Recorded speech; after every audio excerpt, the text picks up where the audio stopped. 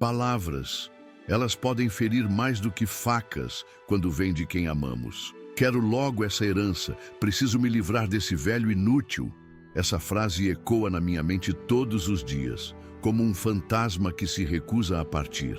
Eu, Antônio Ferreira da Silva, 68 anos, jamais imaginei que ouviria algo assim do meu próprio filho, da minha própria carne e sangue. Estava em mais uma tarde de domingo na minha mansão em Ribeirão Preto. O sol entrava pelas janelas francesas que mandei instalar quando reformei a casa há 5 anos.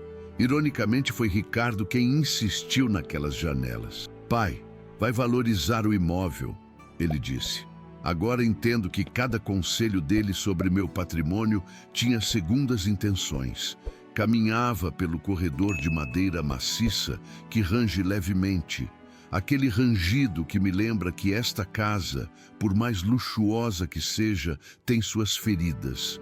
Assim como eu, Maria, minha esposa, adorava esse corredor. "Antônio, é como se a casa conversasse conosco", ela dizia. Faz 5 anos que Maria partiu, levada por um câncer fulminante. Desde então, sinto que algo mudou no olhar do Ricardo. Não percebi na época, ocupado demais com minha própria dor. Mas hoje consigo enxergar que foi ali que começou. Naquele domingo, eu havia tomado meu café da manhã na varanda, como de costume. Dona Teresa, minha governanta há 25 anos, tinha preparado aquele pão de queijo que só ela sabe fazer. "Seu Antônio, o senhor precisa se alimentar melhor", ela sempre diz, colocando mais comida que o necessário no meu prato. Teresa me conheceu quando eu ainda dirigia ônibus, quando ainda morava numa casa simples no bairro Ipiranga. Ela viu minha ascensão, viu a empresa crescer, viu meus filhos nascerem e crescerem. O que nem ela nem eu imaginávamos era que também veríamos a ganância crescer no coração do meu primogênito. Após o café, decidi passar no escritório para pegar um livro que havia deixado lá. Ricardo e a família tinham vindo almoçar, como fazem todo domingo. Meu neto Joaquim estava na piscina, sempre tão vivo, tão curioso. "Vô, me ensina a nadar borboleta?" Ele tinha me pedido mais cedo. Vanessa, minha nora, estava na cozinha ajudando Teresa a organizar as sobras do almoço, sempre prestativa, sempre sorridente. Ou assim eu pensava. Ao me aproximar da porta do escritório, ouvi a voz alterada de Ricardo. Ele falava ao telefone, não notou minha presença. Foi quando aquelas palavras saíram da boca dele como veneno. "Quero logo essa herança. Preciso me livrar desse velho inútil." O mundo parou. O ar ficou pesado, meus joelhos fraquejaram. Apoiei-me na parede para não cair. 68 anos de vida não me prepararam para aquela dor. Por um instante, pensei em ir romper porta adentro, confrontá-lo, exigir explicações. Mas algo me deteve, talvez o instinto de sobrevivência, talvez a voz de Maria na minha cabeça. "Calma, Antônio, pense antes de agir." Silenciosamente me afastei. Voltei para meu quarto e tranquei a porta. Minhas mãos tremiam tanto que mal consegui segurar o celular. Liguei para a única pessoa que poderia me ajudar naquele momento, Maurício Campos, delegado da Polícia Civil e meu amigo desde os tempos em que éramos garotos, correndo descalços na Fazenda Horizonte. "Maurício, preciso de você."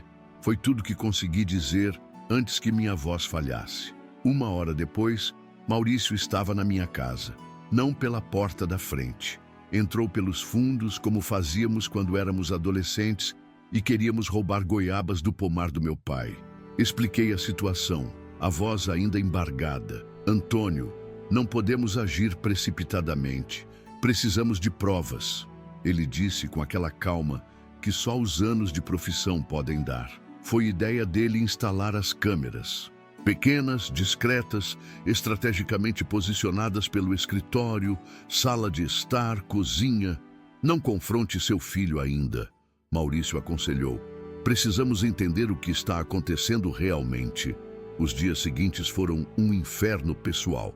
Sorrir para Ricardo durante o café da manhã, perguntar sobre os negócios, sobre Vanessa e Joaquim, fingir que tudo estava normal, enquanto por dentro eu morria um pouco a cada hora.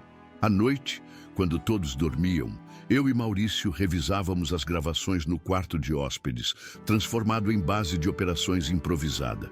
Passei a observar cada detalhe, cada movimento. A forma como Ricardo verificava meus remédios para a pressão, o interesse súbito em meus documentos, as ligações que ele fazia do carro, pensando que ninguém ouvia. Em uma dessas ligações, captada pelo microfone que Maurício instalou na garagem, ouvi menção a um tal de Marcos. Não sabia quem era, mas o nome foi anotado. Enquanto isso, tentava manter a rotina. Toda quarta-feira eu ia ao bar do Geraldo encontrar antigos colegas dos tempos de motorista. Homens simples que não mudaram quando eu mudei de vida. "Toninho, tá abatido o homem", disse Geraldo, colocando uma cerveja na minha frente. Quase contei tudo ali, quase desabei. Mas algo me dizia para segurar, para esperar. Na quinta-feira da segunda semana após ouvir aquela frase terrível, Maurício apareceu com uma pasta na mão. "Antônio, precisamos conversar." Ele havia investigado o tal Marcos. Marcos Vieira, agiota conhecido na região, envolvido em esquemas de lavagem de dinheiro. O que ele tinha a ver com meu filho? Por que Ricardo estava falando com um homem desses? Foi quando o telefone tocou. Um número internacional. Atendi com o coração apertado, pensando que seriam mais problemas. A voz do outro lado me pegou de surpresa. "Pai, sou eu, Luísa." Minha filha caçula, que havia se mudado para Portugal há anos, com quem eu mal falava. Por que ela estava ligando agora? Como ela sabia? "Pai, estou voltando para o Brasil. Chego amanhã. Não fale com ninguém sobre isso, principalmente com Ricardo. Tenho coisas importantes para te contar." O tom dela era urgente, quase conspiratório. Desliguei o telefone com mais perguntas do que respostas. Naquela noite não consegui dormir. Fiquei na varanda observando as luzes da cidade, pensando em como a vida dá voltas. De menino pobre em Batatais a empresário respeitado em Ribeirão Preto. De pai orgulhoso a alvo da ganância do próprio filho. Quanto vale uma vida? Quanto vale o amor de um filho? No dia seguinte, Joaquim veio me visitar depois da escola. Meu neto, tão parecido comigo na juventude, com aquele mesmo olhar curioso. "Vô, tá tudo bem? O senhor parece triste." Crianças percebem o que adultos tentam esconder. Abracei meu neto forte, como se ele pudesse me ancorar na realidade, me lembrar que nem tudo estava perdido. "Joaquim, seu pai comentou algo estranho com você? Sobre mim, sobre a empresa?" Perguntei, tentando não assustar o garoto. Joaquim hesitou, olhou para os lados, como quem verifica se está sendo observado. "Vô, tem umas coisas estranhas acontecendo. Papai anda falando no telefone tarde da noite. Escutei ele falando de dinheiro, de prazo." Meu neto estava percebendo o que eu demorei tanto para ver. Vocês conseguem imaginar como é ouvir seu próprio neto confirmando suas piores suspeitas? Vocês, de Ribeirão Preto, de São Paulo, de todo o Brasil que estão me assistindo agora, conseguem entender a dor que é descobrir que seu legado está sendo conspirado contra você?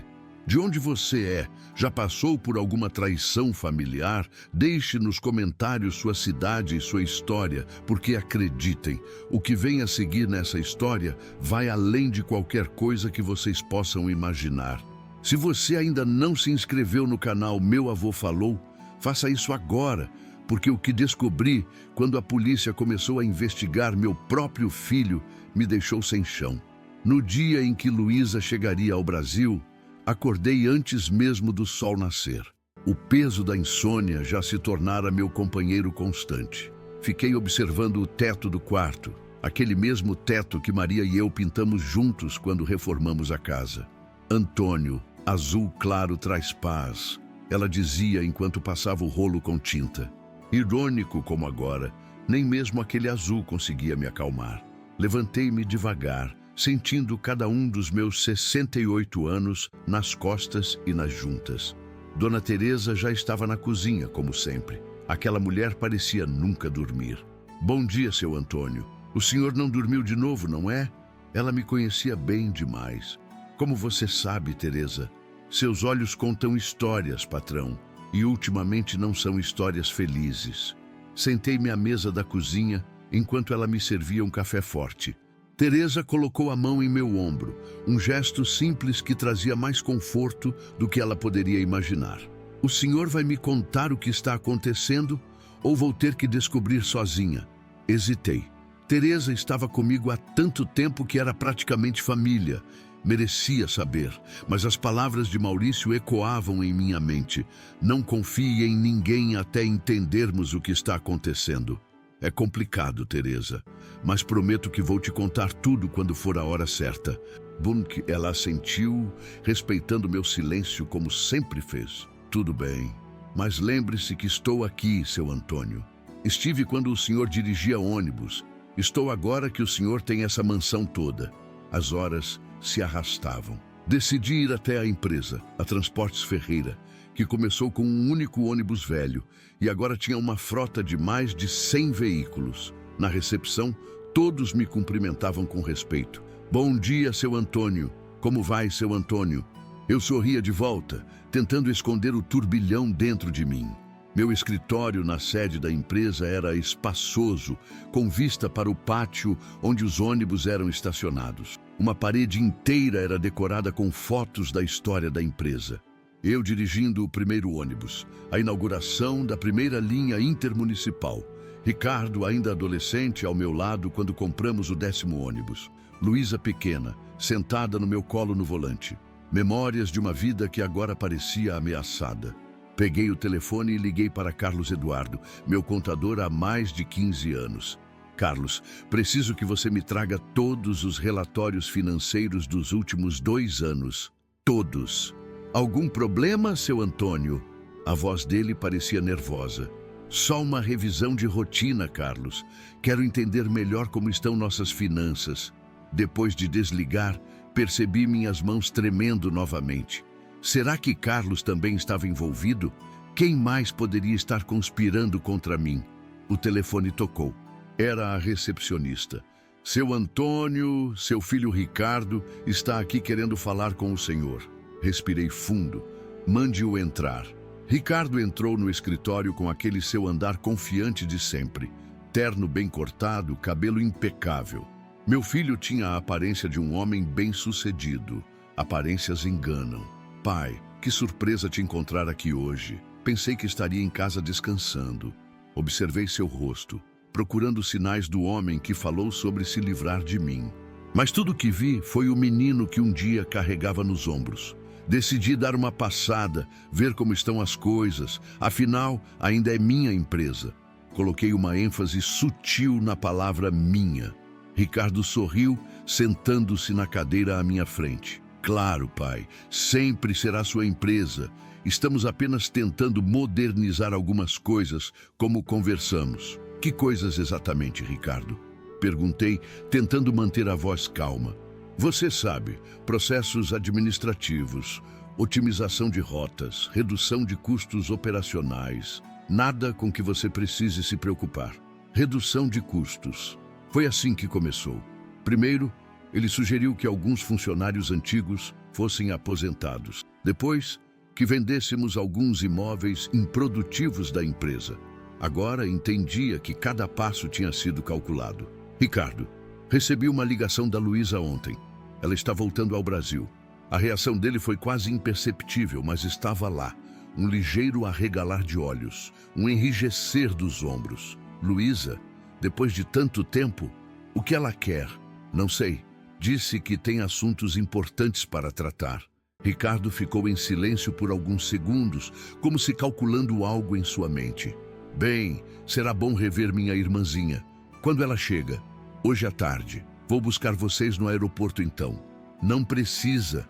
Já pedi para o motorista ir. Ricardo levantou-se, ajustando o terno.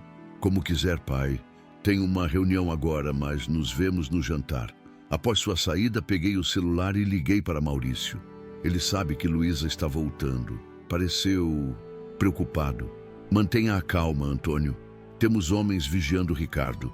Ele não vai a lugar nenhum sem que saibamos. Passei o resto da manhã revisando documentos, tentando encontrar evidências de irregularidades. Nada óbvio saltava aos olhos, mas havia pequenas inconsistências. Valores transferidos para consultorias que eu nunca havia autorizado. Compras de equipamentos por preços acima do mercado. Quando o relógio marcou 4 da tarde, deixei a empresa e segui para o aeroporto. O motorista já me esperava com o carro. Para o aeroporto Leite Lopes, por favor, José. Durante o trajeto, observei a cidade pela janela. Ribeirão Preto havia crescido tanto desde que cheguei aqui, jovem e cheio de sonhos. Cada quarteirão guardava uma memória. O hospital onde meus filhos nasceram, a escola onde estudaram, a primeira casa que comprei para a família. Tinha construído uma vida aqui e agora sentia que tudo poderia desmoronar. No aeroporto, aguardei ansiosamente na área de desembarque. Quando finalmente vi Luísa caminhando em minha direção, meu coração se apertou. Minha filha caçula, que havia partido para Portugal há 7 anos após uma briga com Ricardo, estava de volta. Mais madura, mais séria, mas com os mesmos olhos determinados de Maria. Nos abraçamos em silêncio, um abraço que carregava anos de distância e saudade. Pai, vamos para um lugar mais reservado, ela sussurrou no meu ouvido. Em vez de irmos para casa, Luísa sugeriu um café discreto no próprio aeroporto. Sentamos em uma mesa afastada, onde ninguém poderia nos ouvir. Pai, preciso que você entenda algo antes de tudo. Minha ida para Portugal não foi apenas por causa da briga com Ricardo. Fui convidada pela Polícia Federal para colaborar em uma investigação internacional. Olhei para minha filha com espanto. A menina que um dia sonhava ser bailarina, agora falava como uma agente de polícia. Luísa, do que você está falando? Trabalho com investigação de crimes financeiros, especificamente lavagem de dinheiro através de empresas de transporte entre Brasil e Europa. Há 3 anos, identificamos uma rede operando em Lisboa que tinha conexões com o Brasil. Seguindo essas conexões, chegamos a um nome, Marcos Vieira, o mesmo nome que havia aparecido nas gravações de Ricardo. E o que esse Marcos tem a ver com nossa família? Perguntei, temendo a resposta. Há 6 meses, interceptamos comunicações entre Marcos e um brasileiro. No início, não sabíamos quem era. Então, há 2 semanas, recebemos uma informação sobre Marcos negociando com alguém da Transportes Ferreira. Luísa fez uma pausa, seus olhos úmidos. Era Ricardo, pai, meu próprio irmão. Senti o mundo girar ao meu redor. Uma coisa era suspeitar, outra era ter a confirmação. O que exatamente Ricardo está fazendo com esse homem? Ricardo tem dívidas de jogo, pai. Muitas dívidas. Começou em cassinos online, depois apostas esportivas, até chegar a jogos clandestinos de alto valor. Quando não conseguiu mais pagar, Marcos ofereceu uma solução: usar a estrutura da Transportes Ferreira para lavar dinheiro do esquema internacional. Meu Deus, foi tudo que consegui dizer. O plano deles era simples: fazer você assinar documentos transferindo parte da empresa para laranjas do esquema. Como você raramente verifica os detalhes administrativos agora, seria fácil convencê-lo de que eram apenas modernizações, como Ricardo vem falando. E se eu não assinasse? Luísa segurou minha mão com força. Eles planejavam declarar você mentalmente incapaz. Tinham até um médico no esquema que forneceria laudos falsos. Ricardo registrou várias conversas em que intencionalmente te confundia, fazendo você parecer desorientado. As peças começavam a se encaixar. As perguntas confusas de Ricardo sobre eventos passados, os comentários sobre minha memória falhar, até mesmo a sugestão de que eu deveria fazer um check-up completo com um neurologista que ele conhecia. Como você descobriu tudo isso? Quando identifiquei que era Ricardo no esquema, consegui autorização para uma operação especial, mas precisava de provas concretas aqui no Brasil. Foi quando entrei em contato com o delegado Maurício. Você conhece Maurício? Pai, foi ele quem me recrutou para a Polícia Federal anos atrás. Nunca te contei porque o trabalho exigia discrição absoluta. Minha cabeça rodava com tantas revelações. Minha filha, uma agente federal disfarçada. Meu filho, envolvido com criminosos. Meu amigo de infância, o elo entre os dois mundos. O que fazemos agora, Luísa? Temos quase tudo o que precisamos para a operação, mas falta uma peça fundamental. Precisamos pegar Ricardo e Marcos juntos, com evidências claras do esquema. Ao sairmos do aeroporto, segui com Luísa para um hotel, não para casa como o Ricardo esperava. Ligamos para Maurício, que nos encontrou no quarto de hotel 1 hora depois. Antônio, as coisas são piores do que imaginávamos, disse Maurício, colocando uma pasta sobre a mesa. Carlos Eduardo, seu contador, está envolvido até o pescoço. Foi ele quem criou as empresas fantasmas para onde o dinheiro está sendo desviado. Carlos? Mas ele está comigo há tantos anos. Ele está sendo chantageado, pai, explicou Luísa. Descobrimos que Carlos tem um filho com problemas de saúde que precisa de tratamentos caros no Zeuriusa. Marcos ofereceu pagar tudo se ele colaborasse. A sensação de traição se ampliava a cada nova revelação. Pessoas que eu confiava, que considerava quase família, todas envolvidas nessa trama contra mim. Tem mais uma coisa que vocês precisam saber, disse Maurício, hesitante. As câmeras que instalamos captaram uma conversa entre Ricardo e Vanessa ontem à noite. Ela não sabe de tudo, mas suspeita. Estava pressionando Ricardo para contar o que estava acontecendo. E meu neto, Joaquim, sabe de algo? Acreditamos que não. Mas ele parece estar percebendo que algo está errado. As câmeras mostraram ele escutando atrás das portas várias vezes. Naquela noite, não voltei para casa. Fiquei no hotel com Luísa, enquanto Maurício coordenava a vigilância sobre Ricardo. Mandei uma mensagem para a dona Teresa, dizendo que estava com um amigo e só voltaria no dia seguinte. De madrugada, fui acordado por Maurício ligando. Antônio, Ricardo acaba de sair de casa. Está indo para o galpão abandonado da antiga linha de ônibus na rodovia. Marcos está lá esperando ele. Estamos indo, disse Luísa, já vestindo seu colete à prova de balas com as insígnias da Polícia Federal. Eu também vou, insisti. Pai, é perigoso. É o meu filho, Luísa, preciso estar lá. Relutante, ela concordou, mas me fez prometer que ficaria no carro, afastado. Chegamos ao local 20 minutos depois. Era um galpão antigo onde guardávamos os primeiros ônibus da empresa, agora abandonado após a construção da nova sede. A polícia já estava posicionada, aguardando ordens. Do carro, conseguia ver parte do interior do galpão através de uma janela quebrada. Ricardo estava lá, gesticulando nervosamente enquanto falava com um homem alto e magro que presumo ser Marcos. Não consigo mais esperar. Meu pai desconfia de algo e agora minha irmã voltou do nada, gritava Ricardo. Se acalme, o plano segue como combinamos. Amanhã você leva seu pai ao médico que providenciamos. Ele vai assinar um laudo de incapacidade mental temporária. Com isso, você assume o controle legal da empresa e fazemos as transferências. E se ele se recusar a ir? Aí usamos o plano B. Aquelas pílulas que te dei, 2 no café dele serão suficientes para deixá-lo confuso, desorientado. Ninguém questionará o laudo depois disso. Meu sangue gelou. Estavam planejando me drogar, meu próprio filho.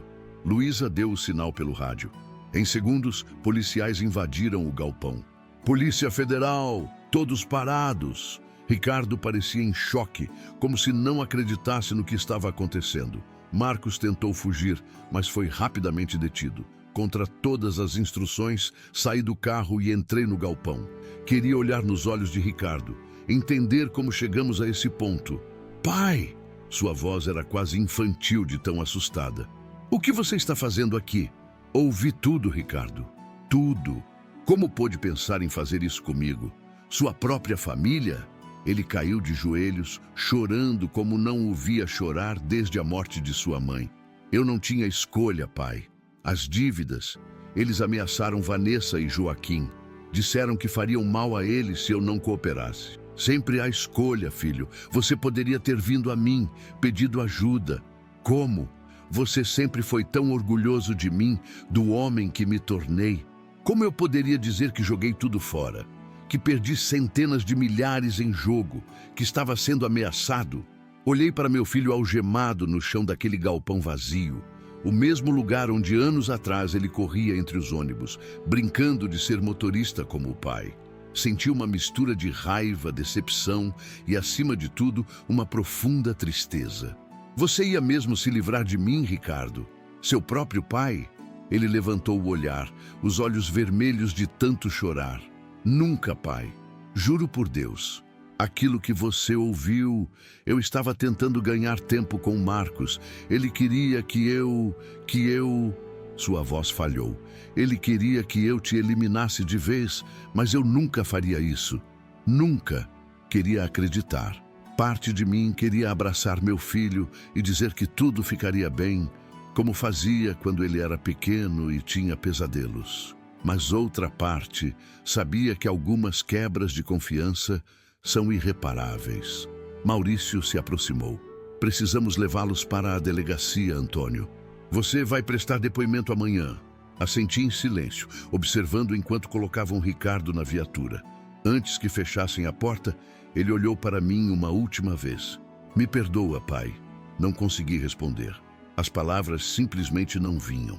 De volta ao hotel, Luísa tentou me confortar. Pai, sei que é difícil, mas Ricardo vai ter chance de se redimir. Se ele cooperar com a investigação, identificando todos os envolvidos no esquema, pode conseguir uma redução de pena. Passei a noite em claro, repassando os acontecimentos. Como não percebi os sinais? Como deixei que as coisas chegassem a esse ponto? Amanhã trouxe uma nova ligação de Maurício. Antônio, você precisa vir para a delegacia agora. Aconteceu algo que você precisa ver. O tom urgente me alarmou. Ao chegar à delegacia, fui levado diretamente para a sala de Maurício. Para minha surpresa, Joaquim estava lá, segurando um celular na mão, Vanessa ao seu lado, com olhos de quem havia chorado a noite toda. Vô, eu tenho algo para mostrar ao senhor e à polícia. Joaquim estendeu o celular para mim com mãos trêmulas. Seus olhos, tão parecidos com os de Ricardo quando tinha a mesma idade, estavam marejados, mas determinados. Percebi naquele momento que meu neto havia crescido mais do que eu notara. Não era mais apenas o menino que me pedia para ensinar a nadar borboleta, mas um jovem formando seu próprio caráter, fazendo escolhas difíceis. Vô, há semanas venho percebendo meu pai agindo estranho. Joaquim começou, sua voz oscilando entre a de um menino e a de um homem. Ele falava ao telefone sempre escondido. Ficava nervoso quando eu entrava no escritório sem bater. Discutia com a mãe quando achava que eu não estava ouvindo. Vanessa colocou a mão no ombro do filho, encorajando-o a continuar. Seus olhos estavam inchados e vermelhos, mas havia neles uma firmeza que eu nunca tinha notado antes. Eu comecei a gravar, vô. Não sei porquê, talvez porque senti que algo ruim estava acontecendo e eu estava certo. Joaquim apertou o play no celular e a voz de Ricardo preencheu a sala. Era uma conversa com Marcos Vieira, gravada na garagem de casa. No áudio, ficava claro que Ricardo estava sendo ameaçado, coagido. Eu já disse que não vou machucar meu pai. A voz de Ricardo soava desesperada. Encontre outro jeito, ou estou fora. Você não está em posição de sair, Ricardo. A voz fria de Marcos enviou arrepios pela minha espinha. Ou você segue o plano, ou sua família paga. Começando pelo seu filho. O Joaquim estuda no Colégio Dom Pedro, não é? Sai todos os dias às 17h30. Costuma ir a pé até a praça para encontrar os amigos. Um silêncio pesado seguiu estas palavras, quebrado apenas pelo som da respiração acelerada de Ricardo. Você não faria isso? Meu filho finalmente respondeu, mas sua voz trazia mais medo que convicção. Teste-me. A resposta de Marcos era gelada. Você tem uma semana para convencer seu pai a assinar aqueles papéis ou para resolver o problema do jeito que conversamos. Depois disso, começo a cobrar de outros modos. A gravação terminou e a sala caiu em um silêncio denso. Joaquim olhava para mim, seus olhos implorando para que eu entendesse, para que eu não julgasse seu pai tão duramente. Tem mais. ele disse, abrindo outra gravação. Desta vez, era Ricardo falando com Vanessa em um sussurro urgente. Precisamos mandar Joaquim para a casa da sua irmã em São Paulo por um tempo. O quê? Por quê? A voz de Vanessa soava alarmada. Não posso explicar agora, mas é para a segurança dele. Estou em uma situação complicada. Ricardo, você está me assustando. Que situação? Tem a ver com seu pai? Ouvi um suspiro profundo. Devo dinheiro para pessoas perigosas, Vanessa. Muito dinheiro. Tentei resolver apostando mais. Tentei recuperar, mas só piorou. Agora eles querem usar a empresa do meu pai para lavar dinheiro. Meu Deus, Ricardo, por que você não pediu ajuda ao seu pai? E admitir que joguei fora quase 2 milhões? Que hipotequei nossa casa sem você saber? Que arriscava o futuro do nosso filho em mesas de pôquer? A voz de Ricardo quebrou. Agora é tarde demais. Eles estão ameaçando Joaquim se eu não fizer o que querem. E o que eles querem exatamente? Outro suspiro, mais pesado ainda. Que eu convença meu pai a transferir parte da empresa para laranjas deles ou... Houve uma pausa. Ou que eu me livre dele permanentemente. Um ofego de Vanessa. Você não está considerando isso, está? Claro que não. A resposta veio rápida, horrorizada. Mas preciso ganhar tempo, fingir que estou no jogo. Enquanto isso, estou tentando reunir provas contra eles, algo que possa levar à polícia. A gravação terminou e olhei para Maurício, que assentiu, confirmando o que eu começava a entender. Ricardo estava em uma armadilha, encurralado entre a ameaça à sua família e a lealdade a mim. Tem mais uma, disse Joaquim, abrindo um terceiro arquivo. Esta era uma gravação de vídeo feita escondida através de uma fresta de porta. Mostrava Ricardo em seu escritório em casa, falando ao telefone. A mesma conversa que eu havia escutado parcialmente, que iniciou todo esse pesadelo. Quero logo essa herança, preciso me livrar desse velho inútil, Ricardo dizia. Mas agora, com o contexto completo, percebi que a frase continuava. É o que você quer que eu diga, não é, Marcos? Que eu mate meu próprio pai. Eu não vou fazer isso. Encontre outro jeito. Senti meu corpo afundar na cadeira. O alívio e a dor se misturavam em meu peito. Meu filho não tinha planejado me matar. Estava sendo forçado, ameaçado e tentava ganhar tempo. Por que você não mostrou isso antes? Perguntei a Joaquim, minha voz quase um sussurro. Tentei ontem, vô. Ele respondeu, lágrimas finalmente escorrendo. Fui até sua casa, mas Dona Teresa disse que o senhor não estava. Depois, soube que meu pai tinha sido preso e vim direto para cá. Vanessa falou pela primeira vez desde que chegamos. Antônio, Ricardo errou muito, sei disso. O vício em jogo destruiu nosso casamento. Quase perdemos tudo. Mas ele não é um assassino. Ele ama você. Estava desesperado, encurralado. Maurício pigarreou, assumindo novamente seu papel oficial. Essas gravações mudam muito a situação do Ricardo. Provam coação, ameaça. Vamos reouvir seu depoimento hoje mesmo. Luísa, que havia permanecido em silêncio observando tudo, se manifestou. Isso também nos dá mais elementos para a investigação maior. Marcos Vieira é apenas um peão num esquema internacional. Precisamos descobrir para quem ele trabalha. Mas posso ver meu filho? Perguntei, ainda processando tudo. Vamos trazê-lo agora, respondeu Maurício. Enquanto esperávamos, Joaquim se aproximou e sentou ao meu lado. Vô, o senhor vai perdoar meu pai? Olhei para aquele garoto de 15 anos que havia demonstrado mais coragem e discernimento que muitos adultos. Seu pai cometeu erros graves, Joaquim. Vai precisar pagar por alguns deles. Mas sim, vou perdoá-lo. Ele é meu filho. Quando Ricardo entrou na sala, algemado e escoltado por 2 policiais, não consegui conter as lágrimas. Ele parecia ter envelhecido 10 anos em uma noite. Olhos inchados, barba por fazer, ombros caídos, a imagem da derrota. Pai, foi tudo o que conseguiu dizer antes de Joaquim correr para abraçá-lo. Vanessa se juntou a eles e por um momento aquela pequena família se agarrou como sobreviventes de um naufrágio. Maurício fez um gesto e os policiais removeram as algemas de Ricardo. Seu filho mostrou evidências que modificam sua situação, Ricardo. Ainda há crimes graves a serem respondidos, mas a coação será considerada. Ricardo olhou para Joaquim com espanto.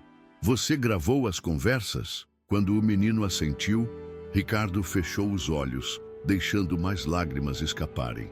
Meu filho me salvou. Nas horas seguintes, Ricardo contou tudo. Como o vício em jogos começou após a morte de minha esposa, sua mãe. Como as pequenas apostas se tornaram grandes dívidas. Como Marcos Vieira apareceu oferecendo dinheiro fácil, que Ricardo aceitou, pensando que poderia recuperar o que perdera e pagar tudo antes que alguém descobrisse.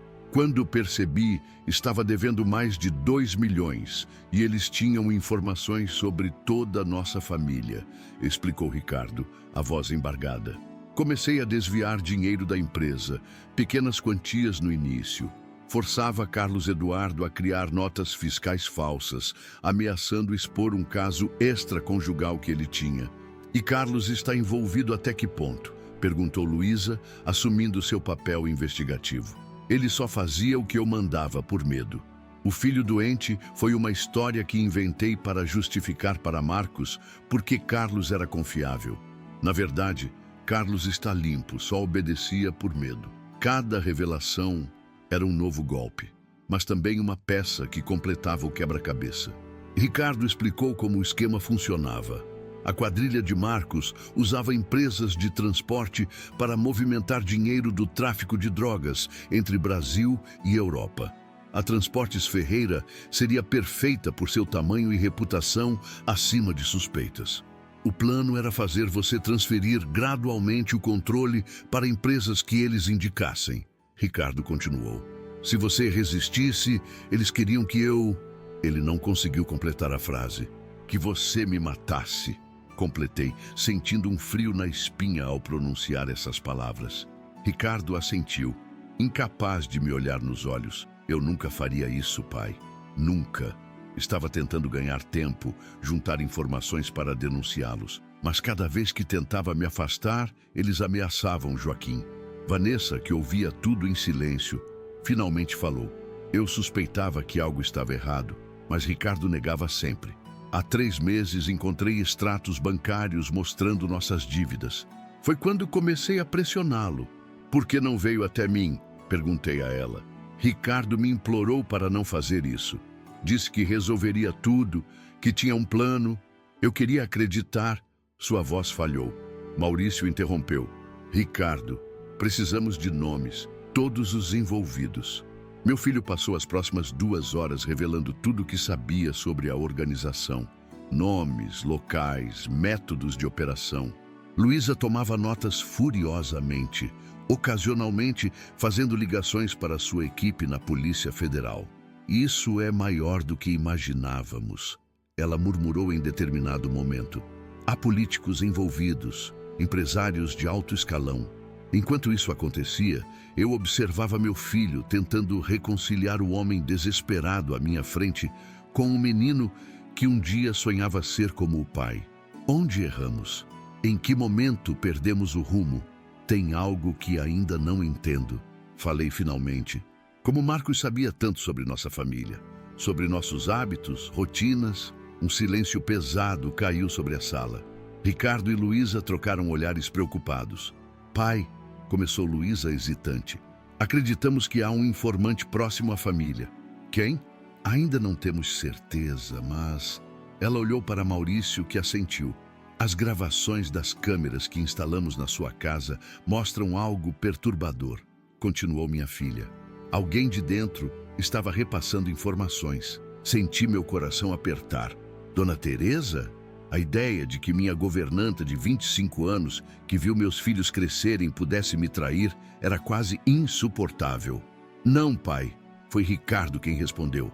Dona Teresa é a pessoa mais leal que conhecemos. É outra pessoa. Nesse momento, a porta da sala se abriu e um policial entrou apressado, sussurrando algo no ouvido de Maurício. O delegado franziu o senho e se levantou. Precisamos continuar essa conversa depois. Acabamos de receber informação de que Marcos Vieira está tentando negociar. Diz que tem informações que podem comprometer pessoas poderosas. Vou com você, disse Luísa, levantando-se. Eu também, falei, determinado a ver o homem que ameaçou destruir minha família. Maurício hesitou, mas acabou concordando. Só observem, não interfiram no interrogatório. Fomos levados a uma sala de observação, separada da sala de interrogatório por um vidro espelhado. De lá, podíamos ver Marcos Vieira algemado a uma mesa, seu rosto magro marcado por uma expressão de desdém. Quero imunidade, foram suas primeiras palavras quando Maurício entrou. Tenho nomes que vão fazer tremer a República. Você não está em posição de negociar muito, Vieira, respondeu Maurício friamente. Temos provas de extorsão, ameaças, associação criminosa, lavagem de dinheiro, e eu tenho provas de envolvimento de 3 senadores, 2 governadores e um ministro do STF nesse esquema, retrucou Marcos com um sorriso torto. Além de saber quem é seu infiltrado na família Ferreira. Senti meu sangue gelar. Ao meu lado, Luísa segurou minha mão com força. Estamos ouvindo, disse Maurício, mantendo o semblante impassível. Imunidade primeiro e proteção. Quando esses nomes vierem à tona, minha vida não valerá nada.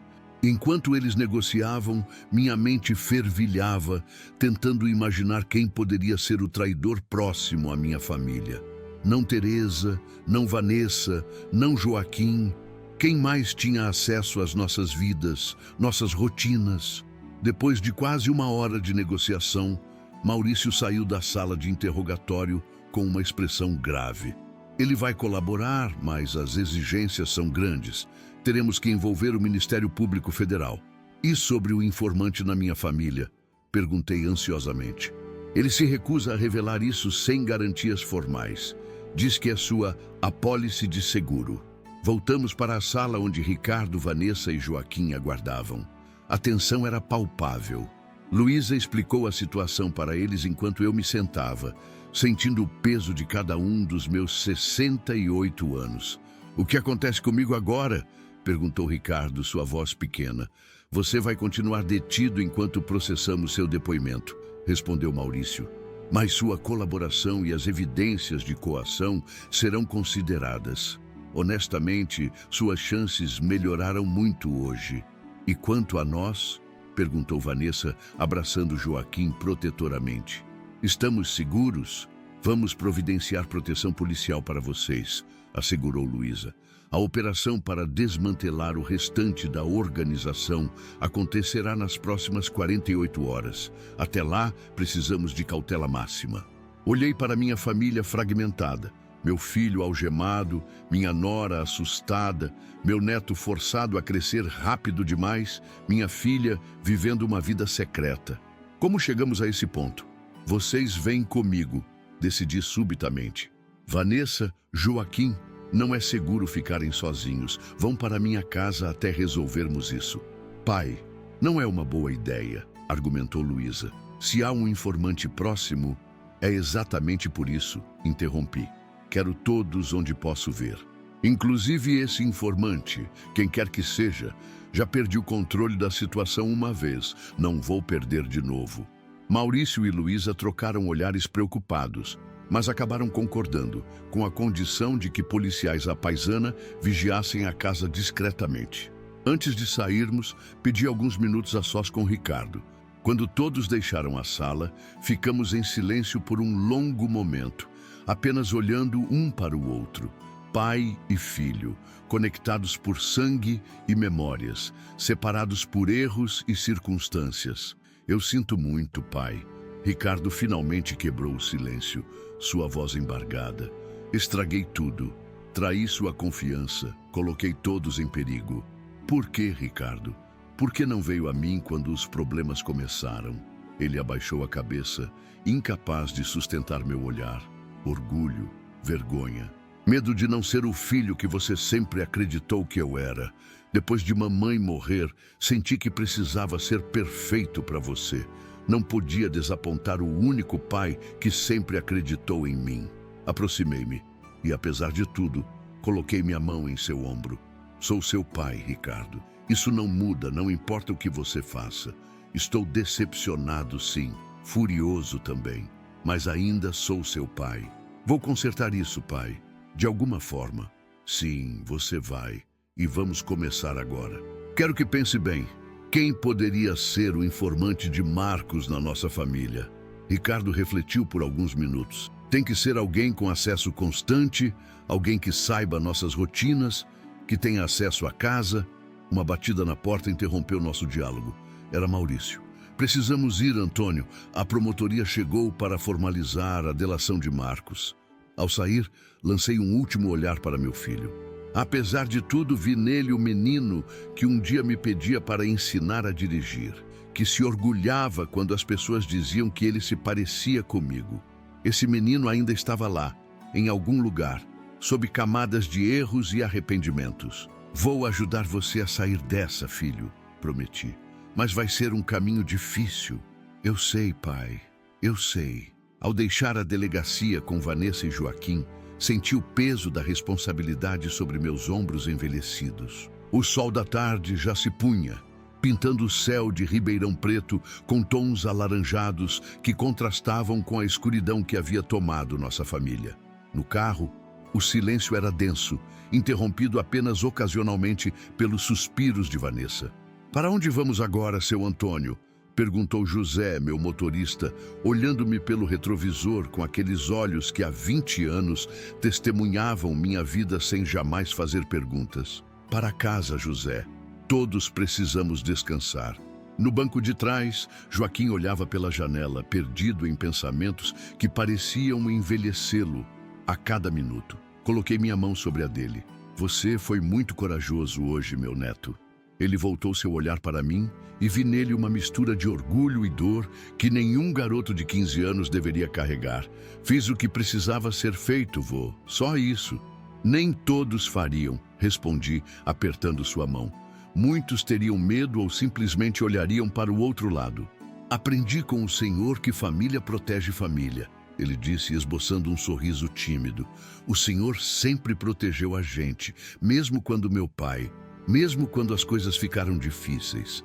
Vanessa olhou para o filho com uma expressão que mesclava orgulho e tristeza. Seu pai te ama muito, Joaquim. Ele errou, mas nunca deixou de te amar. Eu sei, mãe. Por isso gravei tudo. Sabia que meu pai não era um monstro, que havia algo mais por trás daquelas conversas. Ao chegarmos em casa, percebi 2 viaturas disfarçadas, estacionadas estrategicamente na rua. Luísa havia cumprido sua palavra. Estávamos sendo protegidos. Dona Teresa nos esperava na porta, seu rosto enrugado, marcado pela preocupação. Graças a Deus vocês chegaram, ela exclamou, abraçando-me com força. Estive tão preocupada desde que soube das prisões pela televisão. Está tudo bem, Teresa, respondi, tentando passar uma segurança que eu mesmo não sentia. Vanessa e Joaquim ficarão conosco por um tempo. Já preparei os quartos de hóspedes, ela disse, sempre eficiente, e fiz aquela sopa de mandioca que o menino gosta. Ao entrar na sala, notei a presença de uma pessoa que não esperava. Dr. Paulo Monteiro, meu advogado e amigo de longa data, estava sentado no sofá, folheando documentos com expressão grave. Paulo, o que faz aqui a esta hora? Ele se levantou, ajeitando os óculos no rosto cansado. Maurício me ligou contando o ocorrido. Vim imediatamente para discutirmos as implicações legais para você e para a empresa. Percebi o olhar apreensivo de Vanessa. Vamos jantar primeiro, sugeri. Todos precisamos recuperar as forças. Depois conversamos sobre negócios. Durante o jantar, tentamos manter uma normalidade que todos sabíamos ser apenas uma fachada. Joaquim contou sobre um projeto de ciências na escola. Vanessa perguntou a Teresa sobre suas plantas. Paulo comentou sobre o novo restaurante italiano no centro da cidade. Era como se estivéssemos representando em uma peça mal ensaiada, todos conscientes da tragédia real que nos aguardava nos bastidores. Após a refeição, enquanto Teresa levava Joaquim para mostrar as mangas que haviam amadurecido no pomar dos fundos, sentei-me com Paulo e Vanessa no escritório. A situação é complexa, Antônio, começou Paulo abrindo sua pasta. As acusações contra Ricardo são graves. Desvio de recursos, associação criminosa, falsificação de documentos. Mesmo com as provas de coação, ele enfrentará consequências sérias. Quanto tempo ele pode pegar? Perguntou Vanessa, sua voz apenas um sussurro. Com um bom acordo de delação, considerando as circunstâncias atenuantes, talvez 3 a 5 anos, com parte em regime semiaberto. Vanessa cobriu o rosto com as mãos, seus ombros tremendo levemente. Coloquei minha mão em seu ombro, sentindo toda a fragilidade daquela mulher que sempre me pareceu tão forte, tão determinada. E quanto à empresa? Perguntei. Quanto foi comprometido? Paulo ajustou os óculos, desconfortável. As investigações preliminares indicam desvios de aproximadamente 4 milhões nos últimos 2 anos. Mas o maior problema não é esse, Antônio. É a reputação. Quando isso se tornar público, os contratos com órgãos governamentais podem ser suspensos, os bancos podem rever linhas de crédito. Vamos enfrentar isso quando chegar a hora, interrompi. Agora, nossa prioridade é a segurança da família. O telefone tocou, sobressaltando-nos. Atendi com hesitação. Pai! A voz de Luísa soou urgente. Marcos Vieira concluiu sua delação. É pior do que imaginávamos. A operação foi antecipada para esta noite. Fique atento e não deixe ninguém entrar ou sair de casa. O informante... Comecei, mas ela me interrompeu. Ainda não sabemos quem é. Marcos está jogando, tentando obter mais vantagens antes de revelar esse nome. Mas diz que a pessoa está bem próxima de vocês e tem acesso a tudo. Após desligar, relatei a conversa para Paulo e Vanessa. Um silêncio pesado tomou conta da sala enquanto cada um de nós mentalmente revisava os possíveis suspeitos. Não pode ser Teresa, disse Vanessa, verbalizando o que eu pensava. Ela é praticamente da família há décadas. José, o motorista, sugeriu Paulo. Impossível. José mal sabe usar um celular, quanto mais participar de um esquema complexo como esse. Carlos Eduardo? Vanessa aventou. Ricardo o mencionou como envolvido. Talvez, respondi, inseguro. Mas ele nunca teve acesso tão íntimo à nossa rotina familiar, apenas aos negócios. Paulo levantou-se caminhando até a janela. Precisamos ser metódicos. Quem tem acesso contínuo à casa, conhece suas rotinas, poderia obter informações sobre a empresa? Minha mente percorria cada pessoa próxima, cada funcionário, cada amigo. Quem poderia nos trair assim? A desconfiança é uma sensação terrível que corrói por dentro como ácido, transformando memórias e relacionamentos em interrogações dolorosas. Nesse momento, Joaquim entrou na sala, segurando uma manga madura nas mãos. Vô, Dona Teresa disse que o senhor precisa ver algo na cozinha. Parece importante. Troquei olhares com Paulo e Vanessa antes de me levantar. Fiquem aqui, instruí. Vou verificar. Ao chegar à cozinha, encontrei Teresa parada junto ao balcão, seu rosto uma máscara de preocupação. Seu Antônio, tem uma pessoa querendo falar com o senhor. Disse que é importante. Quem? Perguntei alarmado. Não devemos receber ninguém, Teresa. É o padre Anselmo, senhor. Está no Jardim dos Fundos. Disse que precisava falar com o senhor em particular, algo sobre Ricardo. Padre Anselmo? O que ele fazia aqui a esta hora? O velho sacerdote sempre foi um confidente, um amigo da família desde que cheguei a Ribeirão Preto. Frequentava nossa casa ocasionalmente, conhecia nossos problemas, nossas alegrias. Vou falar com ele, decidi. Mas fique aqui, Teresa. Não deixe ninguém entrar. O Jardim dos Fundos estava iluminado apenas pela luz fraca que vinha da cozinha e pelo luar crescente. Encontrei Padre Anselmo sentado no banco de pedra sob a mangueira, seu perfil austero recortado contra a noite. Antônio, ele se levantou ao me ver, estendendo as mãos enrugadas. Perdoe-me vir a esta hora, mas soube do ocorrido com Ricardo e precisava verificar se posso ajudar de alguma forma. Como soube, padre? Ainda não divulgaram os nomes dos envolvidos. Ele hesitou momentaneamente. Maurício me ligou. Sabe que sou próximo da família. Achou que eu poderia oferecer algum conforto espiritual. Algo na explicação soou falso, destoante. Maurício, sempre tão rigoroso com procedimentos, ligando para um padre sobre uma operação em andamento? Claro, padre. Agradeço sua preocupação. Mantive a desconfiança guardada, oferecendo um sorriso educado. Mas como vê, estamos todos cansados. Talvez pudéssemos conversar amanhã na paróquia. Certamente, certamente. Ele concordou, mas não fez menção de se levantar. Antes, gostaria de saber o que Ricardo revelou exatamente à polícia. Sobre os envolvidos, quero dizer. A pergunta acendeu um alerta em minha mente. Por que um padre estaria interessado nos detalhes da delação? Ainda não sei todos os detalhes, padre. A investigação está em andamento. Entendo. Ele suspirou, passando a mão pelos cabelos grisalhos. É uma situação delicada. Espero que Ricardo tenha sido prudente em suas declarações. Prudente, repeti, intrigado com a escolha de palavras. Sim, prudente. Há pessoas poderosas envolvidas, Antônio. Pessoas que não gostariam de ver seus nomes expostos. Nesse momento, algo clicou em minha mente. A insistência em saber detalhes da delação, a visita noturna, o conhecimento prévio da situação. Dei um passo para trás, sentindo um frio percorrer minha espinha. Como sabe que há pessoas poderosas envolvidas, padre? Isso não foi divulgado. O silêncio que se seguiu pareceu durar uma eternidade. O rosto do padre Anselmo, que sempre me pareceu bondoso e sereno, agora mostrava linhas duras de cálculo e tensão. Você sempre foi perspicaz, Antônio. Ele finalmente disse, sua voz perdendo a entonação pastoral que lhe era característica. Foi o que disse a eles quando me pediram para me aproximar de sua família há 15 anos. 15 anos? Repeti, atordoado. Desde que nos conhecemos na paróquia? Desde antes, na verdade. Ele sorriu sem humor. Sua chegada a Ribeirão não passou despercebida. Um motorista de ônibus que em poucos anos montou uma empresa promissora chamou a atenção de pessoas interessadas em investimentos alternativos. A revelação me atingiu como um golpe físico.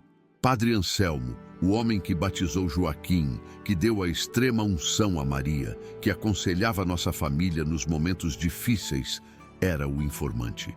Todo esse tempo, sussurrei, sentindo uma mistura de raiva e decepção que ameaçava me sufocar. Todo esse tempo você esteve nos observando, relatando, traindo nossa confiança.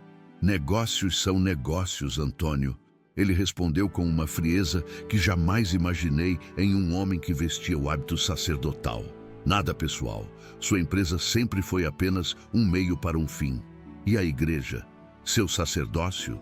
Ele deu de ombros. Uma cobertura conveniente. Dá acesso às famílias, às informações, à confiança. As pessoas contam tudo a um padre, sabia? Seus medos, seus segredos, seus planos. Senti meu coração disparar. A pressão subindo perigosamente. Precisava ganhar tempo, alertar alguém. Discretamente, toquei o botão de emergência que Luísa havia instalado em meu relógio antes de sairmos da delegacia. E agora? Veio me matar, padre? Perguntei, tentando manter a voz firme. Não seja dramático, Antônio. Vim negociar. Marcos foi preso, mas a organização continua. Eles estão dispostos a deixar sua família em paz se você garantir que Ricardo não mencione certos nomes em sua delação. Quais nomes? Saberá quando for necessário. Por enquanto, basta entender que sua cooperação garantirá a segurança de Vanessa, de Joaquim, até mesmo de Ricardo na prisão. Acidentes acontecem com frequência no sistema penitenciário, sabe? A ameaça velada fez meu sangue ferver. Este homem, que se passava por servo de Deus, ameaçava friamente minha família. Quantas vezes ele havia entrado em minha casa, participado de nossas refeições, ouvido nossas confissões, tudo enquanto nos vendia para criminosos. Preciso de tempo para pensar, respondi tentando parecer considerativo. É uma decisão difícil. Claro, claro. Ele concordou levantando-se. Tem até amanhã ao meio-dia. Depois disso, não poderei garantir a segurança de ninguém. Quando ele deu um passo em minha direção, ouvi um barulho vindo dos arbustos próximos. Padre Anselmo congelou, sua mão movendo-se rapidamente para dentro do casaco. Vô? A voz de Joaquim soou próxima. e o garoto emergiu das sombras, olhando confuso de mim para o padre. Está tudo bem? Minha mãe está preocupada porque você demorou. Vi o momento exato em que a expressão do padre Anselmo mudou, os olhos calculando rapidamente a nova situação. Coloquei-me instintivamente entre ele e meu neto. Tudo bem, Joaquim. O padre Anselmo já estava de saída. Mas ainda não terminamos nossa conversa, Antônio, insistiu ele, a tensão evidente em sua voz. Pelo contrário, padre, respondi, mantendo o olhar fixo nele. Acho que já ouvi tudo o que precisava ouvir. Nesse momento, ouvimos o som de pneus cantando na frente da casa, seguido por vozes autoritárias gritando ordens. O rosto de padre Anselmo empalideceu. Você acionou a polícia, ele concluiu, com uma mistura de surpresa e raiva. Como disse, sou perspicaz. Ele sacou uma arma de dentro do casaco com uma rapidez surpreendente. Isso muda as coisas, Antônio. Lamento, mas não posso deixar testemunhas. Empurrei Joaquim para trás de mim, preparando-me para o pior. Meu neto não tem nada a ver com isso, Anselmo. Deixe-o ir. Impossível, ele viu demais. O falso padre apontou a arma para nós, seu dedo movendo-se para o gatilho. O que aconteceu a seguir pareceu ocorrer em câmera lenta. A porta dos fundos se abriu violentamente e Luísa surgiu, arma em punho. Polícia Federal, abaixe a arma agora! Anselmo hesitou por uma fração de segundo, tempo suficiente para que 2 policiais surgissem pelos lados do jardim, também armados. Cercado, ele lentamente abaixou a arma. Anselmo Meireles, você está preso por associação criminosa, extorsão e tentativa de homicídio, anunciou Luísa, enquanto os policiais o algemavam. Quando o levavam, ele parou na minha frente, seu rosto uma máscara de desprezo.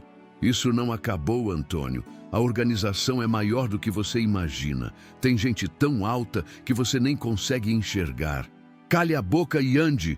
Ordenou um dos policiais, empurrando-o para fora. Abracei Joaquim, que tremia visivelmente, mas mantinha uma expressão corajosa. Você está bem, meu neto? Estou, vô, ele respondeu, a voz fraca. Mas o padre Anselmo, todo esse tempo... eu sei, respondi, sentindo o peso da traição. Às vezes, as pessoas não são quem pensamos que são. Luísa se aproximou, guardando a arma. Estávamos monitorando ele há semanas, pai. Suspeitávamos do seu envolvimento, mas precisávamos de provas concretas. Quando você acionou o alarme, entendemos que ele havia se revelado. Como não percebemos antes? Perguntei, sentindo-me tolo e vulnerável. Ele esteve em nossas vidas por tantos anos. Os melhores infiltrados são aqueles que você menos suspeita, respondeu Luísa, com a sabedoria amarga de quem convive diariamente com o pior da natureza humana. Anselmo não é nem mesmo um padre de verdade. É um ex-agente da inteligência que se especializou em assumir identidades. Vanessa e Paulo vieram correndo ao jardim, alertados pela comoção. Enquanto Vanessa abraçava Joaquim, Paulo olhou para a cena com espanto. O padre? Era ele o tempo todo? Sim, confirmei, ainda processando a magnitude da traição. O homem em quem confiamos nossos segredos, nossas confissões, nossas dores. Luísa colocou a mão em meu ombro. A operação está acontecendo em todo o país neste momento, pai. Estamos prendendo políticos, empresários, juízes. É uma das maiores operações contra a lavagem de dinheiro da história do Brasil. E Ricardo? Perguntei, preocupado com meu filho. Está seguro. Colocamos policiais especiais para protegê-lo. Sua delação foi fundamental para mapearmos toda a estrutura da organização. Naquela noite, enquanto a casa se enchia de policiais e investigadores, sentei-me na varanda, olhando as estrelas, as mesmas que Maria e eu costumávamos observar juntos. Pensei em como nossas vidas haviam sido manipuladas por anos, como confiamos cegamente em alguém que nos usava. Joaquim se juntou a mim, sentando-se silenciosamente ao meu lado. Vô, o que acontece agora? Olhei para meu neto, vendo nele a esperança do futuro, a continuação da família, apesar de tudo. Agora reconstruímos, Joaquim, tijolo por tijolo. Verdade por verdade. Não será fácil, mas estaremos juntos. Ele assentiu, apoiando sua cabeça jovem em meu ombro cansado. Sabe, vô, apesar de tudo, ainda acredito nas pessoas. Acho que a maioria é boa. Sorri, admirando sua resiliência. Eu também, meu neto. E é por isso que continuamos, mesmo depois de traições como essa. Porque acreditar nas pessoas, nas boas pessoas, é o que nos mantém humanos. Enquanto a noite avançava e a operação policial continuava, compreendi que esta seria apenas a primeira de muitas noites difíceis. O caminho para a reconstrução seria longo e árduo. Mas olhando para Joaquim, para Vanessa, para Luísa coordenando a operação com competência, senti que de alguma forma superaríamos isto. A família Ferreira havia sido abalada até os alicerces, mas ainda estava de pé. E eu, Antônio Ferreira, aos 68 anos, depois de construir um império do nada, enfrentaria mais este desafio. Porque algumas coisas valem a luta, não importa quão dura seja. A família é uma delas. Os dias que se seguiram à prisão do falso padre Anselmo foram um turbilhão. Nossa casa, antes um refúgio de tranquilidade, transformou-se em uma extensão da delegacia.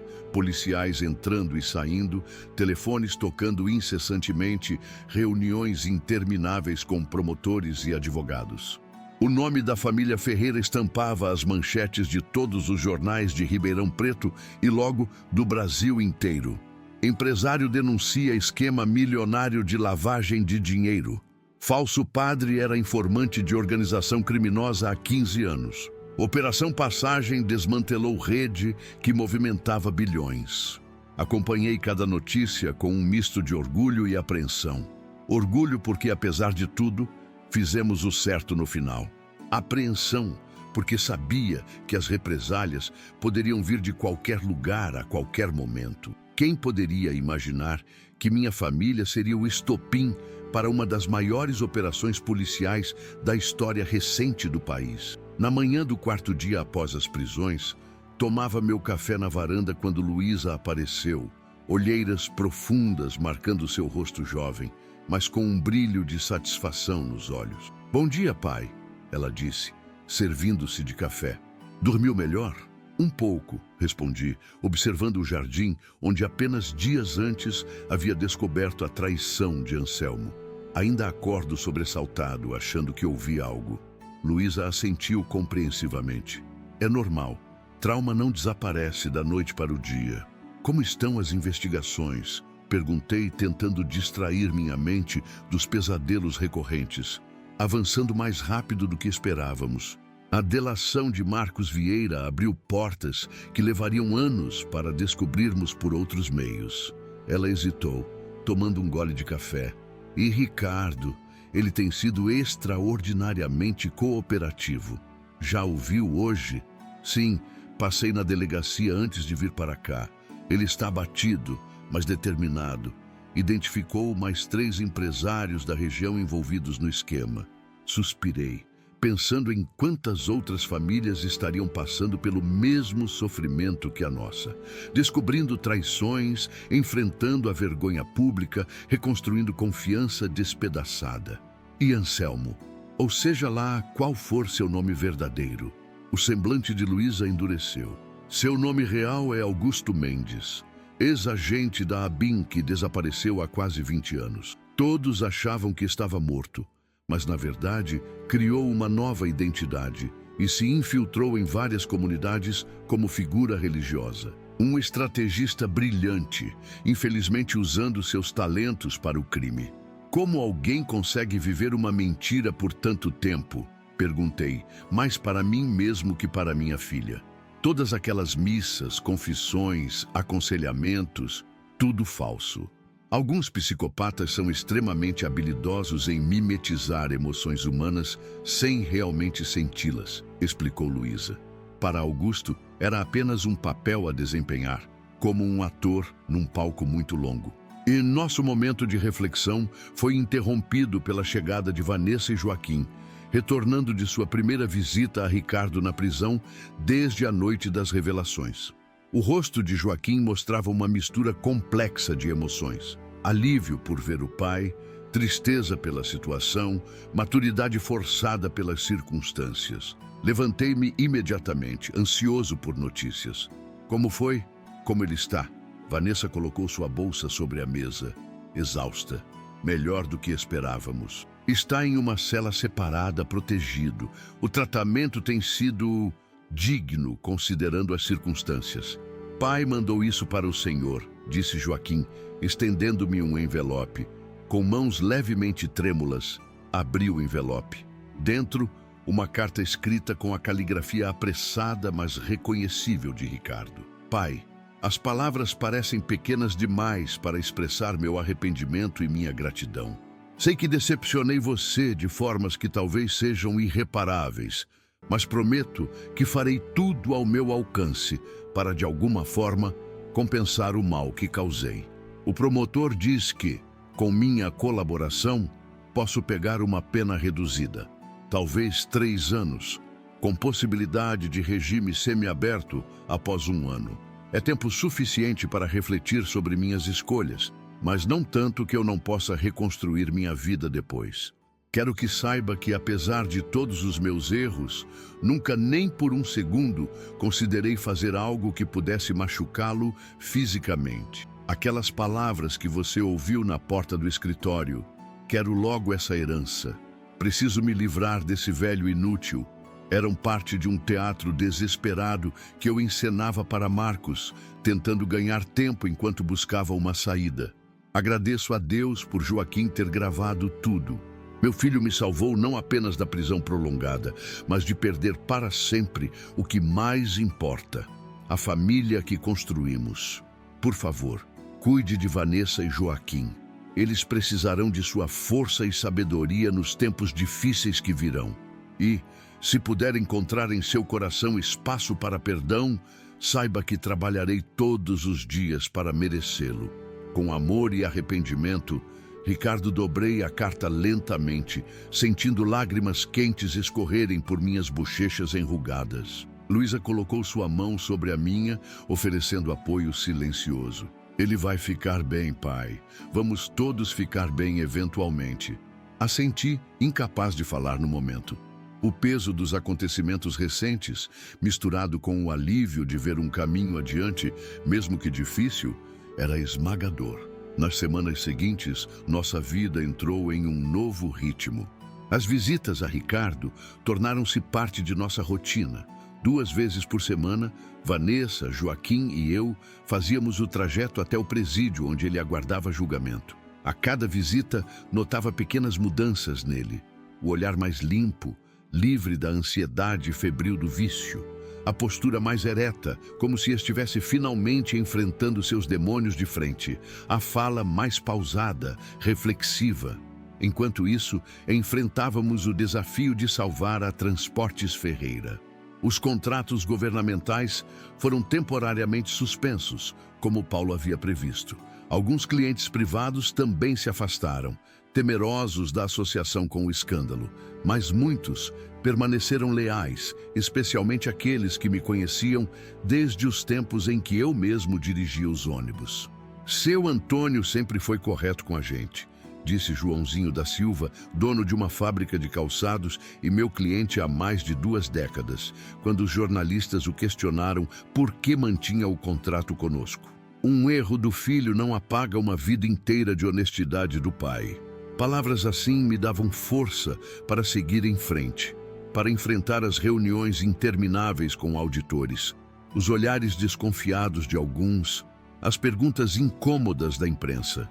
1 mês após as prisões, recebemos uma notícia que mudaria novamente o rumo de nossas vidas. Luísa entrou em casa tarde da noite, após dias praticamente morando na sede da Polícia Federal, com uma expressão que misturava exaustão e triunfo. "Conseguimos, pai", ela anunciou, deixando-se cair no sofá da sala. O juiz aceitou a delação premiada de Ricardo. Ele testemunhará contra os grandes nomes do esquema em troca de cumprir apenas 1 ano em regime fechado e 2 em semiaberto. Vanessa, que descia as escadas naquele momento, congelou, as mãos cobrindo a boca em choque. "É verdade? Tem certeza?" "Absoluta", confirmou Luísa. A audiência foi hoje à tarde. O juiz ficou impressionado com a extensão da colaboração de Ricardo e com as provas que ele forneceu. Disse que raramente viu um delator tão determinado a expor tudo sem tentar proteger ninguém. Naquela noite, dormimos todos um pouco mais leves. O caminho ainda seria longo e tortuoso, mas havia luz no fim do túnel. O tempo passou, como sempre passa, indiferente aos dramas humanos que se desenrolam sob seu fluxo constante. 6 meses depois daquela noite fatídica em que ouvi meu filho planejando se livrar do velho inútil, nossa família havia encontrado um novo equilíbrio, embora frágil. Ricardo, cumprindo sua pena com dignidade, havia se tornado uma espécie de mentor para outros detentos, ajudando-os a enfrentar vícios e a reconstruir relações familiares. Vanessa voltou a trabalhar como arquiteta, profissão que havia abandonado anos antes para se dedicar à família. Joaquim, agora com 16 anos, demonstrava um interesse crescente pelos negócios, frequentemente me acompanhando à empresa e fazendo perguntas perspicazes sobre operações, finanças e estratégias. Quanto a mim, descobri que há uma força especial que surge quando somos forçados a recomeçar. Aos 68 anos, quando muitos já pensam em se retirar, encontrei-me no centro de uma renovação. Com a ajuda de Carlos Eduardo, que, como Ricardo havia dito, estava limpo e havia sido coagido, reestruturamos a empresa, tornando-a mais transparente e eficiente. Mas a verdadeira transformação aconteceu em um sábado comum, quando visitava a Fazenda Horizonte, a propriedade rural onde cresci em condições simples. Caminhando pelos campos onde um dia corri descalço, tive uma epifania. Quero transformar parte desta fazenda em um centro de capacitação profissional, anunciei a Luísa, que me acompanhava naquele dia. Para jovens carentes que, como eu fui um dia, precisam de uma oportunidade. O olhar surpreso de minha filha logo deu lugar a um sorriso de aprovação. É uma ideia maravilhosa, pai. Honra nossa história. E também será uma forma de redenção, completei. Usar o dinheiro que acumulei para criar oportunidades reais, legítimas, para quem precisa. Nas semanas seguintes, o projeto tomou forma rapidamente. Contratamos arquitetos, pedagogos, especialistas em formação profissional. Decidimos começar com cursos técnicos em transporte e logística, áreas que conhecíamos bem, mas com planos de expandir para tecnologia, agricultura sustentável e energias renováveis. O Centro de Capacitação Horizonte, como decidimos chamar, seria construído onde antes ficava o velho celeiro da fazenda, um símbolo de como algo novo e promissor pode surgir das estruturas do passado. Um ano após aquela noite fatídica, o centro estava pronto para sua inauguração. Convidamos autoridades locais, parceiros de negócios, famílias da comunidade. Para minha surpresa e emoção, o juiz concedeu permissão especial para que Ricardo comparecesse ao evento, escoltado como parte de seu processo de ressocialização. Quando o vi chegando, mais magro, mais velho, mas com um olhar mais claro e determinado, senti meu coração apertar. Havia tanta história entre nós, amor, decepção, traição, perdão, tudo condensado naquele momento em que nos abraçamos sob o sol forte do interior paulista. Estou orgulhoso de você, pai, ele disse, sua voz embargada pela emoção. E eu de você, filho, respondi, surpreendendo a nós dois. Você enfrentou seus erros com coragem, está se reconstruindo. No momento da cerimônia, fui chamado para cortar a fita inaugural e dizer algumas palavras. Olhando para a plateia diversa, desde autoridades em ternos caros até famílias simples do entorno da fazenda, senti o peso e a responsabilidade do momento. Este centro nasce de uma história de queda e redenção. Comecei sentindo cada palavra ressoar profundamente em mim. Nasci nesta fazenda, filho de trabalhadores rurais que mal sabiam assinar o próprio nome. Saí daqui determinado a construir algo melhor, e Deus me abençoou com sucesso além do que jamais imaginei. Fiz uma pausa, olhando para Ricardo, que me observava com olhos marejados ao lado de Vanessa e Joaquim. Mas descobri, da maneira mais dura possível, que sucesso material sem valores sólidos é uma casa construída sobre areia. Minha família enfrentou uma tempestade terrível recentemente. Alguns de vocês acompanharam pelos jornais. Estivemos à beira do abismo, quase perdemos tudo. E foi nesse momento que redescobri o que realmente importa. Apontei para o prédio recém-construído, moderno, mas harmonioso com a paisagem rural ao redor. Este centro é meu compromisso com os valores que quase esquecemos no caminho. Aqui, jovens sem oportunidades aprenderão não apenas profissões, mas ética, cidadania, responsabilidade. Porque acredito que o verdadeiro legado que deixamos não está nas contas bancárias ou propriedades, mas nas vidas que tocamos, nas oportunidades que criamos para outros. Ao terminar meu discurso, notei algo incomum. Joaquim, sempre tão composto, chorava abertamente. Quando me aproximei, preocupado, ele me abraçou com força. "Vô, quero fazer parte disso", ele disse, determinação brilhando através das lágrimas. "Quero ajudar a dirigir o centro quando terminar meus estudos." Olhei para meu neto, tão jovem e já tão marcado pela vida, e vi nele o futuro que eu não viveria para ver completamente, mas que ajudaria a moldar. "Será seu um dia, Joaquim", prometi. "Seu e de todos os jovens que encontrarem aqui um novo começo." Nos meses seguintes, o Centro Horizonte floresceu.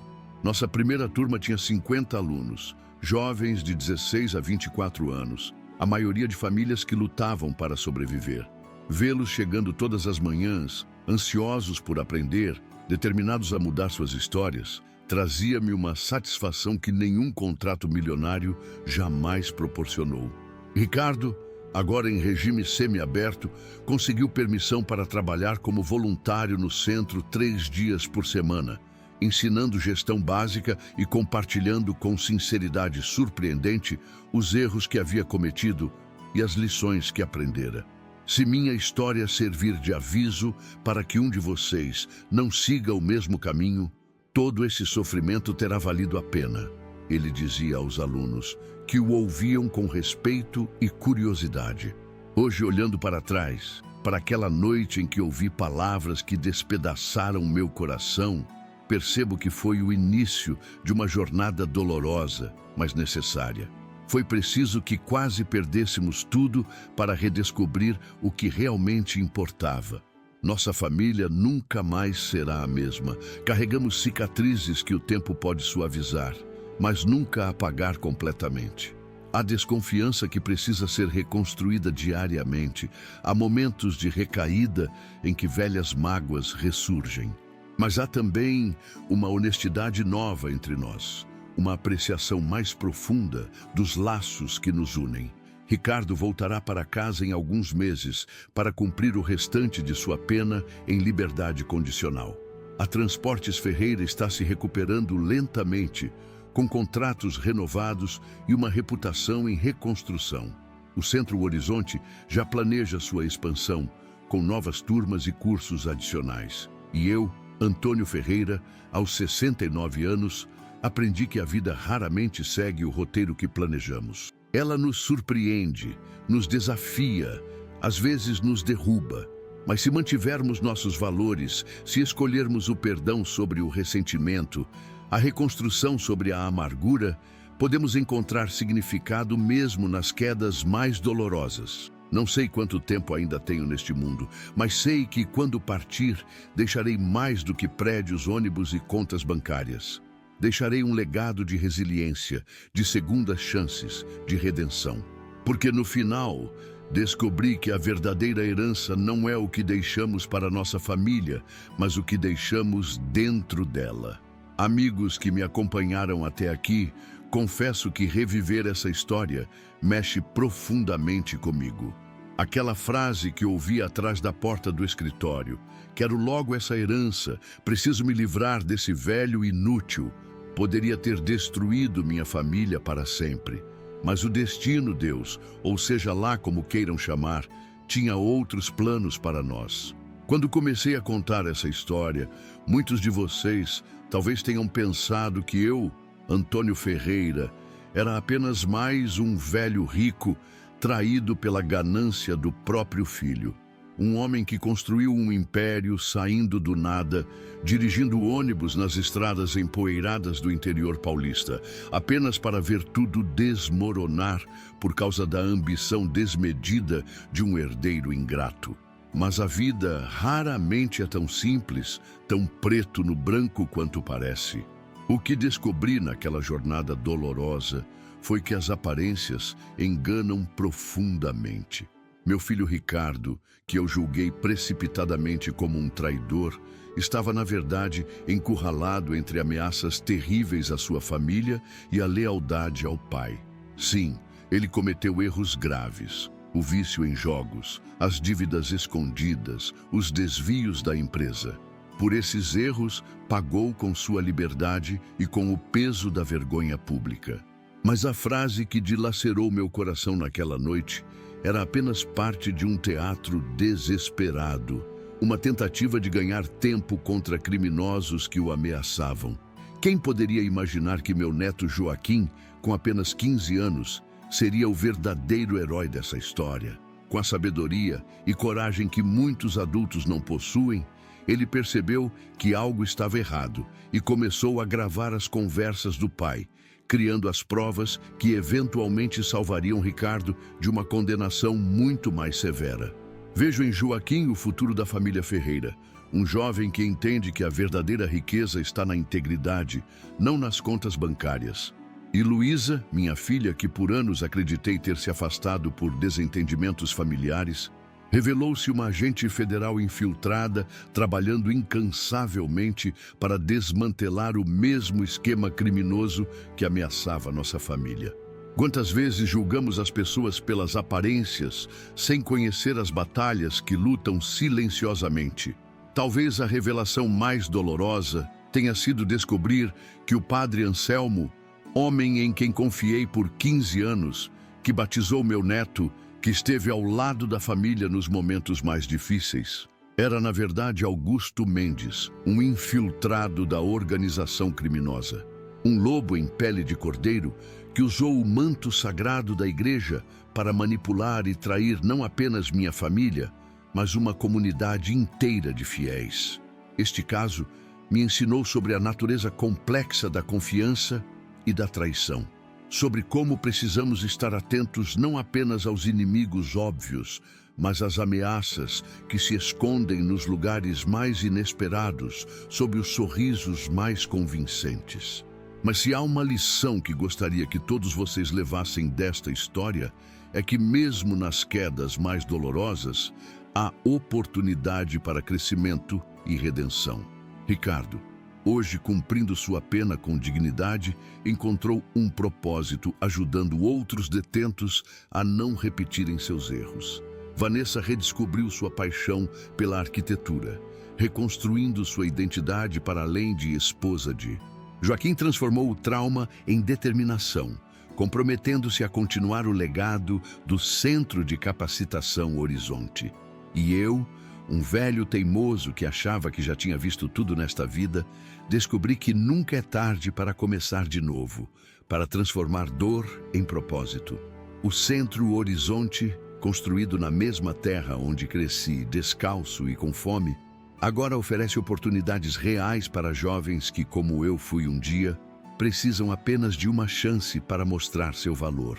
Amigos que me assistem de Ribeirão Preto, de São Paulo, de todo o Brasil, quero que saibam que nenhuma família é perfeita.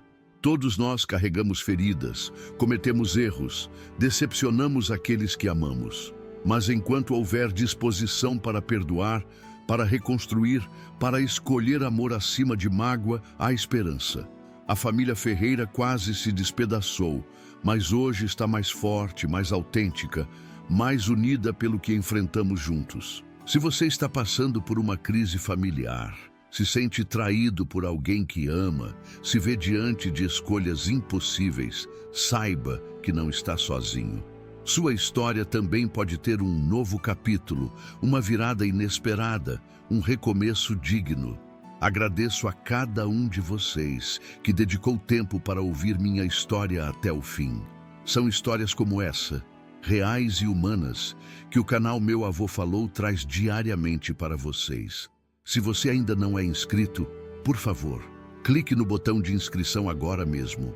Cada novo inscrito nos dá força para continuar compartilhando histórias que podem inspirar, consolar e ensinar. Deixe seu comentário contando o que achou desta história. Você já enfrentou traição familiar? Já precisou perdoar alguém que amava por um erro grave? Seu comentário pode ajudar outras pessoas que estão passando por situações semelhantes e se sentem sozinhas. Dê seu like neste vídeo, compartilhe com amigos e familiares que possam se beneficiar desta mensagem. Não tem ideia do quanto isso nos ajuda a alcançar mais pessoas com estas histórias de vida real. Quero fazer um pedido especial para vocês hoje. Como sabem, produzir conteúdo diário de qualidade exige recursos. Temos custos com equipamentos, edição, pesquisa de histórias autênticas como a minha. Se esta história tocou você de alguma forma, considere nos ajudar através do Valeu Demais, nossa forma de receber doações para manter o canal funcionando e trazendo histórias novas todos os dias. Qualquer valor faz diferença e nos permite continuar este trabalho que acreditamos ser importante. Produzir este vídeo, em particular, exigiu muito de nós. Revisitar memórias dolorosas, expor vulnerabilidades, compartilhar erros e aprendizados. Seu apoio, seja através de um simples comentário ou de uma contribuição financeira, nos dá a certeza de que vale a pena continuar. Acredito firmemente que, ao compartilharmos nossas histórias, criamos pontes entre experiências humanas. Mostramos que ninguém está sozinho em suas lutas, que todos tropeçamos, caímos e, com ajuda, nos levantamos novamente. Volto na próxima semana com mais uma história de vida real aqui no canal Meu Avô Falou. Até lá, lembrem-se, a verdadeira herança não é o que deixamos para a nossa família, mas o que deixamos dentro dela. Valores, princípios, exemplos, essas são as riquezas que nenhuma crise pode destruir. Um abraço fraterno deste velho que aprendeu aos 69 anos que a vida sempre tem algo novo a ensinar, mesmo quando achamos que já sabemos tudo. Até o próximo vídeo, amigos. E lembrem-se de apoiar nosso trabalho com um Valeu Demais, se puderem. Isso faz toda a diferença para que possamos continuar trazendo histórias como a minha diariamente para vocês. Muito obrigado por cada minuto de atenção, por cada comentário, por cada demonstração de apoio. Juntos, somos mais fortes.